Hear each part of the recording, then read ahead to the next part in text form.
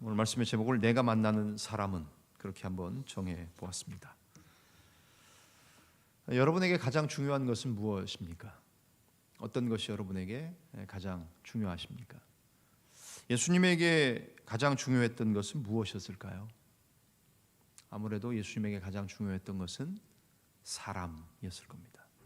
그래서 예수님께서는 항상 이 땅에 오셨을 때 늘 사람들을 부르셨고, 그리고 부름받은 사람들에게 자신이 누구인지를 알려주셨고, 또 그들을 구원에 이르도록 애쓰셨습니다. 그것이 예수님이 하신 일이죠. 그러니까 우리도 뭐 예수 믿는 게 참 어려운 걸 수 있지만 한편으로는 또 쉬운 일이라고 생각됩니다. 주님이 관심 가지셨던, 주님에게 중요한 것 사람이라면 우리에게 중요한 것은 사람이라는 것이에요. 예수님처럼 사람에 좀 더 관심 가지자는 그런 이야기이지요. 우리는 그것을 일컬어 전도라고 합니다. 올 한 해 우리 교회에 얼마나 많은 사람들이 오실까요? 대부분 보면 그냥 자연적으로 전입에 의해서 우리 가만히 있어요. 그래도 이렇게 막 찾아오십니다. 올해만 해도 벌써 11월, 12월부터 시작해서 올해는 이제 시작한 지 이제 한 2주 지났으니까 아마 교회들마다 이렇게 숫자를 매깁니다. 그래서 몇 명이 왔는가 하는데 정말 전도해서 왔느냐? 근데 우리는 그냥 가만히 있어도 그냥 오시는 분들이 워낙 많아요. 참 감사하지요. 그 부대에서 전출해서 여기 자원 지역에 와가지고 우리가 수고하지 않았는데도요. 알아서 와서 예배하겠다고 막 와줘요. 얼마나 고마워요. 근데 과연 그게 다냐는 거지요. 저는 그렇게 생각하지 않습니다. 주님이 사람들에 대해서 관심을 가지셨지 않습니까? 우리가 관심을 가지지 않아도 그분들은 교회와 복음에 또 예배에 목말라 해서 오시는 거지만 좀 더 우리는 좀 적극적인 차원이 필요하다는 말씀입니다. 그래서 오늘 예수님이 어떤 사람들을 만나셨는가, 또 어떤 마음과 방법으로 전도하셨는가를 좀 살피면서 우리의 전도하는 삶을 점검할 수 있기를 바라는 것입니다. 먼저는 예수님께서 어떤 사람을 만나십니까? 43절 말씀을 한번 보시면 43절 여러분과 저의 성경 한번 보십니까? 43절 같이 한번 읽으시면 좋겠습니다. 43절 시작. 이튿날 예수께서 갈릴리로 나가려 하시다가 빌립을 만나 이르시되 나를 따르라 하시니 어떻게 됐을까요? 빌립이 예수님을 따랐다는 겁니다. 그냥 follow me 하니까 빌립이 주님을 따랐어요. 그래서 우리는 우리가 전도해야 될 대상, 또 복음 전해야 될 우리 주변에 있는 사람들을 크게 두 종류로 나누는데 첫 번째 종류는 어떤 사람입니까? 빠른 열매, 즉 빌립 같은 사람들이 있다는 거예요. 여러분, 이런 경우는 굉장히 참 수지 맞는 거지요. 왜냐하면 즉시 예수님을 따르는 사람들. 그 배경은 44절에 있는 말씀에 나오죠.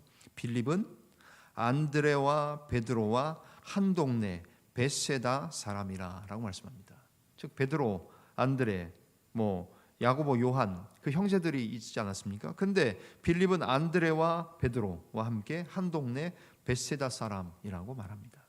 즉 같은 고향에서 이미 사전에 자기의 마을에서 빌립과 베드로와 안드레를 만나서 예수님에 대한 소문을 그들을 통해서 이미 들었다는 거지요. 그래서 예수님에 대한 생각, 예수님에 대한 마음이 이미 있었어요. 그러니까 준비가 잘 돼 있던 사람입니다. 예수님을 사모하는 마음도 있었고요. 예수님에 대한 소문도 베드로와 안드레를 통해서 이미 들었을 거라는 거지요. 그런데 오늘 본문에 감격스럽게도 예수님이 직접 자기 마을에 오셔요. 그래서 자신을 따르라고 말씀하셔요. 그러니까 어때요? 소문 다 듣고 준비하고 있던 그였으니까 어렵지 않게 주님을 따르게 되지요. 그래서 마음이 열리면서 예수 그리스도 예수를 그리스도로 메시아로 받아들이게 되고 그분을 따르게 된 겁니다. 그래서 그냥 follow me 그러니까 그냥 따라갔어요. 여러분 우리 주변에 이렇게 전도만 되어진다면 얼마나 좋겠습니까? 근데 다 그렇지는 않지만 그러나 없지도 않지요. 의외로 빌립처럼 예수님에 대해서 마음의 문을 열고 준비되어 있는 사람들이 있을 수 있어요.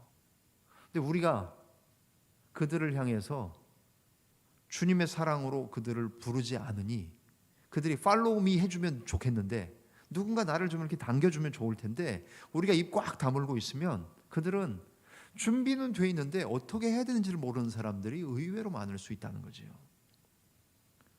교회를 출석하지는 않지만 예수님에 대해서 알고 싶어하고 신앙생활을 하고 있는 주변의 친척들과 부모, 형제자매들, 가족들이 있을 수 있고요. 또 신실한 기독교 친구들과 동료들이 주변에 있었기 때문에 이미 준비되어 있는 사람들. 우리 오늘 저희 MCF가 모였습니다만 이제 모르겠어요. 제일 황당한 경우는 그러지요. 같은 부, 같은 처, 같은 사무실에 있는데 이렇게 모임할 때 보니까 같이 나왔는데 야, 너 교회 다녔어? 이렇게 얘기되면 나 몰랐어요. 당신도 교회 다니세요? 서로 이러면 이런 때만큼 황당한 경우가 없습니다. 그죠? 그러니까 서로 별로 관심 안 가지고 있다가 어떻게 하다 보니까 저 사람도 크리스찬이고 나도 크리스찬이에요. 그런 경우는 참 민망합니다. 목사도 그럴 때가 없진 않은데요.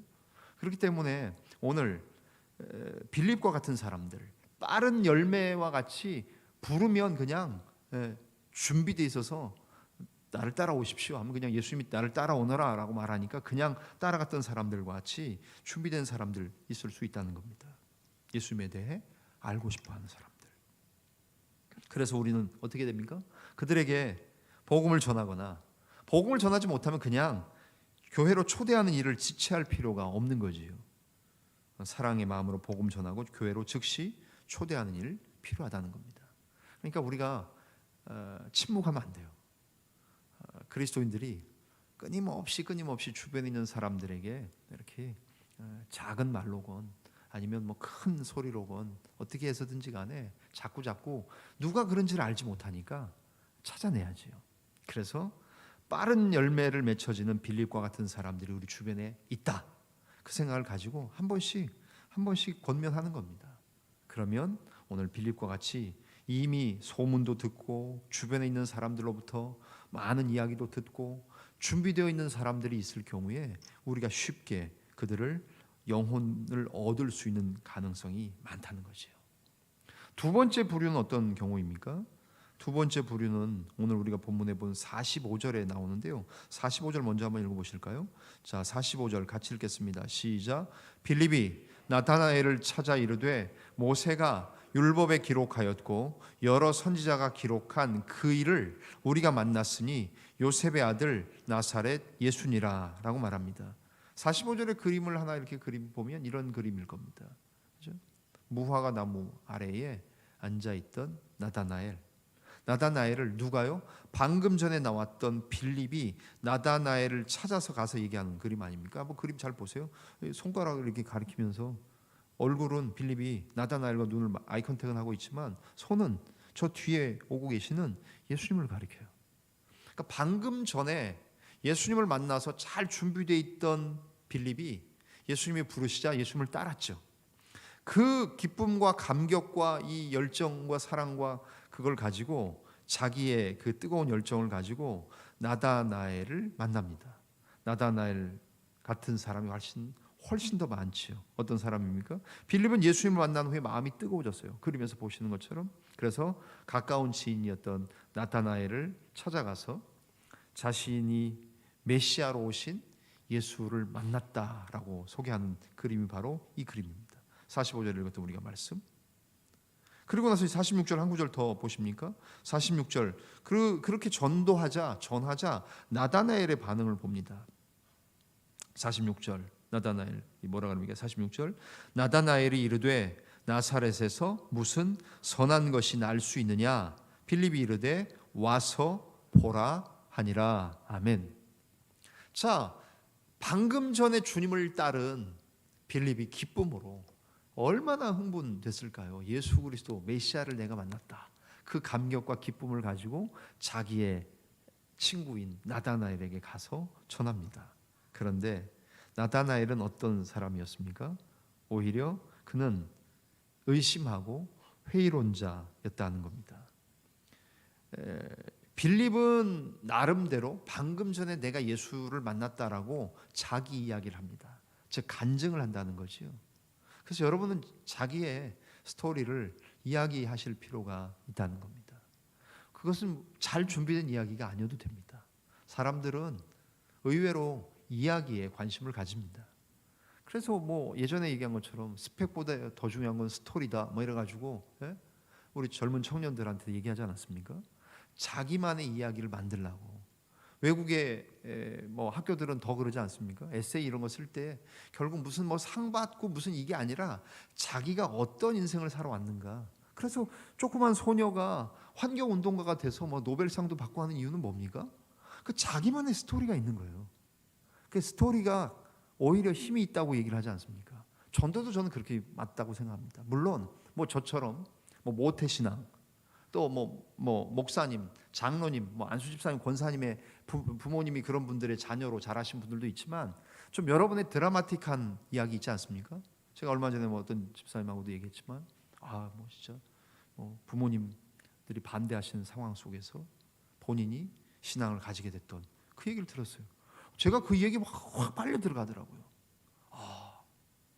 우리 모르잖아요.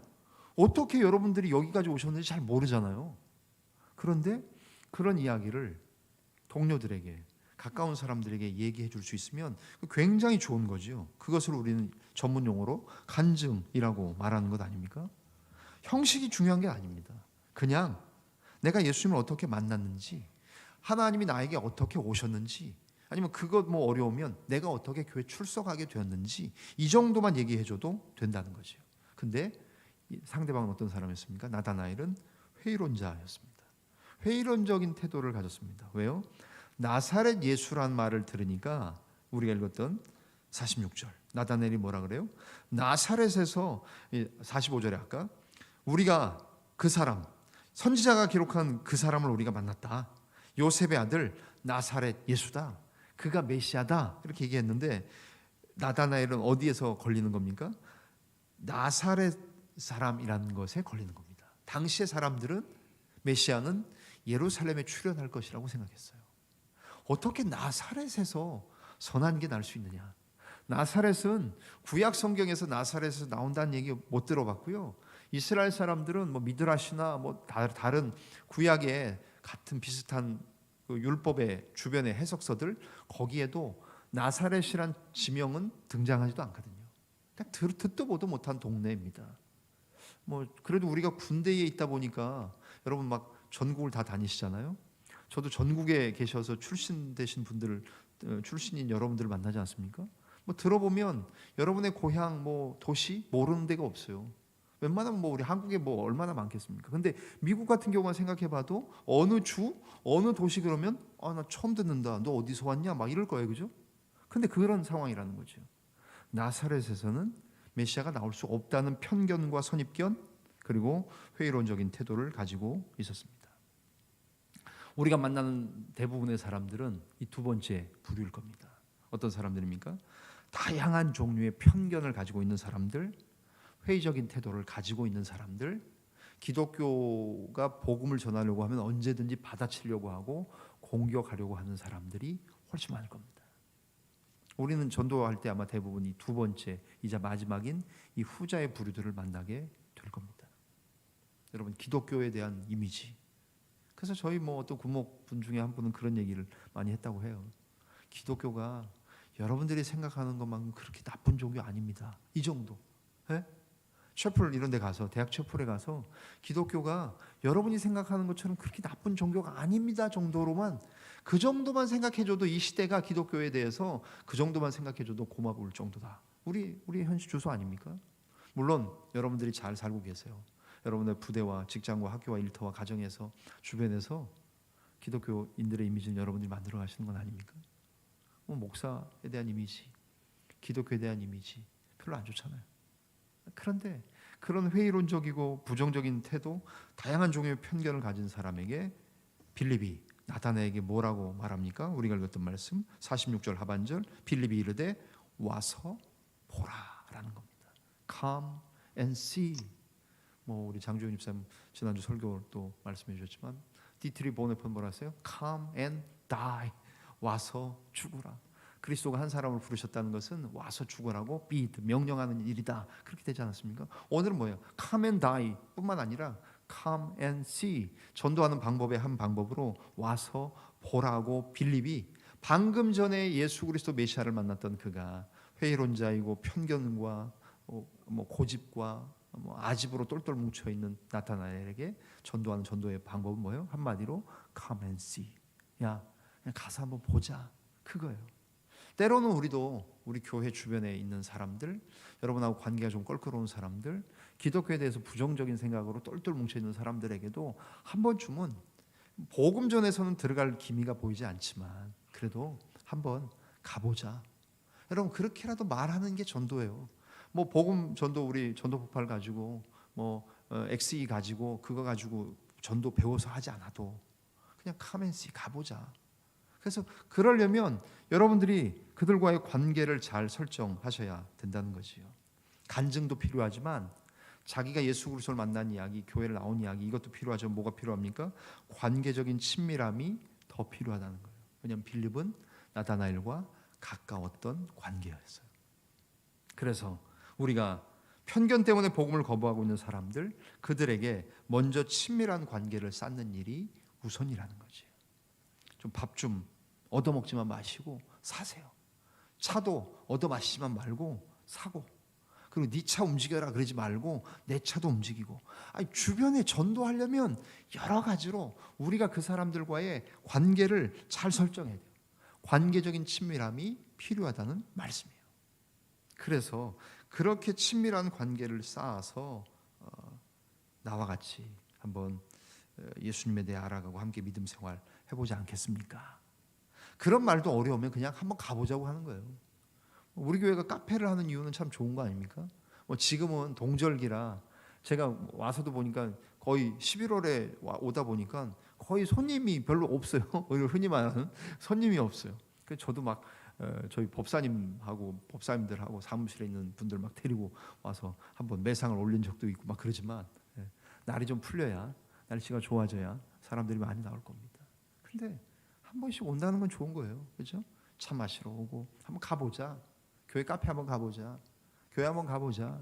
그렇게 해서 이렇게 전도하는 건 come and see. 가서 한번 보자.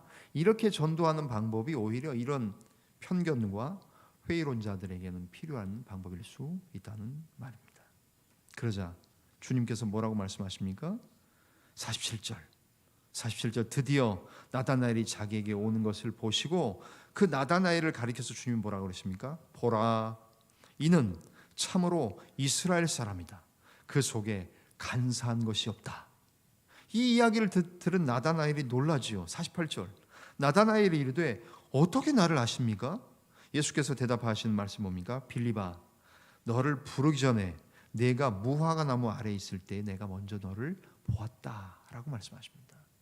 여러분, 무화과 나무 아래에 있다는 것은 이스라엘 사람들은 좀 아는 관용적인 표현입니다. 메시아가 오실 때 이스라엘 사람들은 무화과와 포도나무 아래에서 그 메시아의 오심을 기쁨과 즐거움으로 맞이하게 된다는 것이 구약의 선지자들이 계속해서 이야기했던 바예요. 그러니까 이스라엘 사람들은 율법에 정통한 사람들 아닙니까?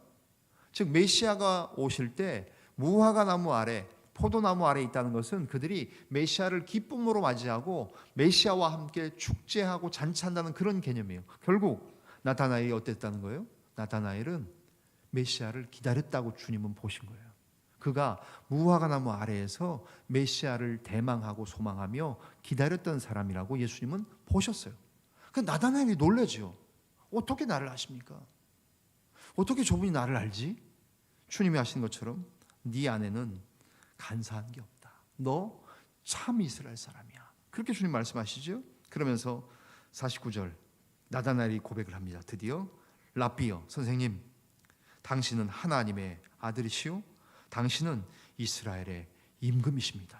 그래서 주님은 한 단계 더 나가시죠. 50절 예수께서 대답하여 이르시되 내가 너를 무화과 나무 아래에서 봤다고 함으로 믿느냐? 아니다. 너는 이보다 더 큰 일을 보게 될 것이라고 말씀하세요. 그러면서 우리 뭐 이런 그림이겠죠. 다음 그림 준비한 그림이죠. 그렇죠. 인내 열매. 예, 좋습니다. 네.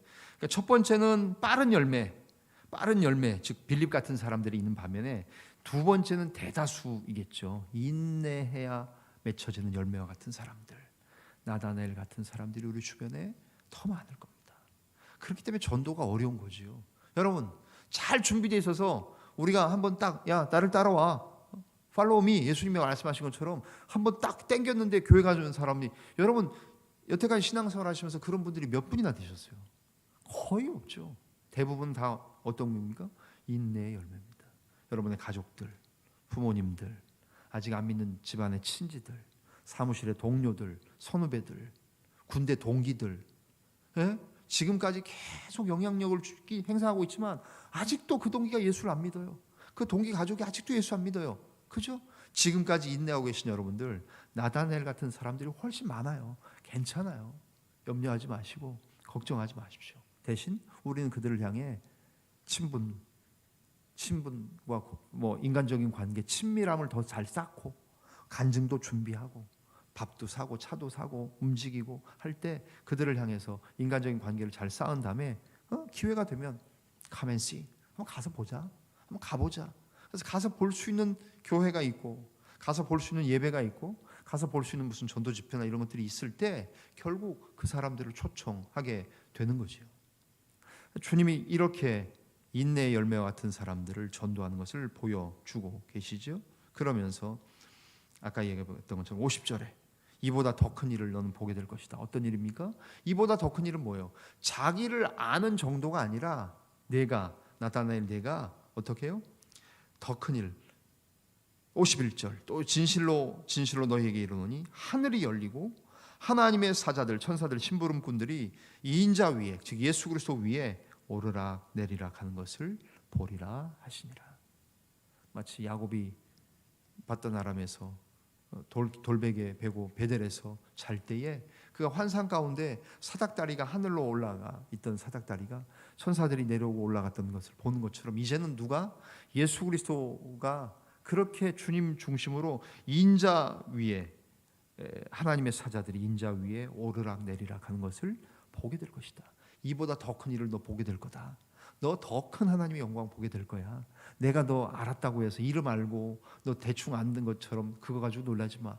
훨씬 더 큰 비밀, 영적인 비밀을 보게 될 것이야 라고 주님 말씀하고 계시는 거지요. 사랑하는 교회 여러분, 우리는 끊임없이 나 혼자 예수 믿는 것으로 만족해서는 안 되는 사람들입니다. 우리는 끊임없이 옆에 계속 주변의 사람들하고 인터랙션 하는 사람들입니다. 그들과 관계하는 사람들입니다. 기독교는 산속으로 들어가는 종교와 같지 않아요. 저 고요한 산속에 들어가지 않습니다. 물론 우리도 산기도 합니다. 깊은 곳에 가서 기도 때로는 합니다. 오산리 기도원 가서 기도굴에 들어가서 기도하는 것처럼, 여러분 어디 기도원을 다니시는지 모르겠지만 거기 가서 조용히 기도할 수 있어요. 그러나 기독교는 오히려 사람들 사이로 들어와서 인간관계 속에 오히려 우리는 존재하는 그런 성격을 가지지 않습니까? 어떤 사람들이 여러분 주변에 있으십니까? 잘 준비돼서 빠른 열매와 같은 빌립과 같아서 주님이 follow me 그러면 금방 따라오는 그런 사람들 많지 않습니다. 오히려 두 번째 나다나엘처럼 인내의 열매와 같은 사람들, 주님이 그런 사람들을 전도하시는 모습을 통해 우리에게 교훈하고 계시죠. 사랑하는 우리 자원교회 교우 여러분, 우리 그냥 뭐 오는 교인들만 받으시겠습니까? 저는 그러고 싶지는 않아요. 부대 들어가서, 사무실에 들어가서 자꾸 시간을 가능하면 많이 보내려고 하는 것, 그러니까 사실 시간이 모자른 거죠. 저도 뭐 계속 금요 기도회까지 제가 만들었으니까 그 책임은 다 제가 지는 거 아닙니까? 정신이 없죠. 설교 끝나면 설교 끝나면 설교니까 계속 뭐 공장에서 뭐 찍어내는 것 같으면 참 좋겠지만 그것도 아닌 것 같고요. 계속 만들어야죠. 말씀 준비해야죠. 그러나 또 자꾸 그래서 전이 본 사람들 만납니다. 가서 연결하고 만나고 어디서 본 것 같은데요. 근데 그분은 저를 보질 않았대. 저 어디서 봤다 그래요. 제가 어디서 어디 육군단 5군단 수도군단 아니신가요? 아니세요? 미안해요. 근데 혹시 종교는 뭐 이렇게 접촉을 하는 거죠. 계속해서 자꾸 만나는 거죠. 그래서 한 사람이라도 그리스도를 알고 복음을 듣고 정말로 그들의 영혼은 피폐해져 있고 외롭고 죽고 싶고 진짜 자살하고 싶은 뭐 그런 때도 있었다는 얘기를 아까 어떤 분 뭐 제 방에 오신 분 만나서 좀 얘기도 했습니다만, 그분이 몇 년 전에 막 진짜 죽고 싶었다는 얘기를 좀 처음 들었는데, 제가 잘 아는 분, 오래전부터 아는 분인데 그러시더라고요. 사람들이 힘들구나. 그 사람들을 우리가 어떻게 돕습니까? 그리스도를 전함으로 복음을 전해줌으로 도울 수 있는 그것이 바로 우리에게 주신 사명, 전도 아니겠습니까?